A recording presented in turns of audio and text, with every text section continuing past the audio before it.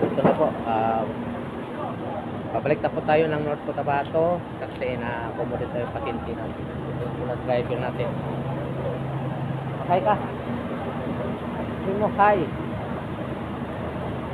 Alisin mo yung pan, alisin mo yung face mask, di ka makita mo kasama natin doon. Ayan. Ambulance driver po natin yan.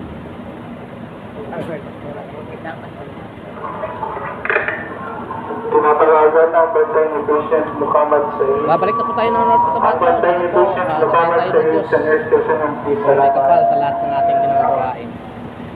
Masama po tayo sa papanalangin na lagi po tayo hindi papabayaan ng ating Ama.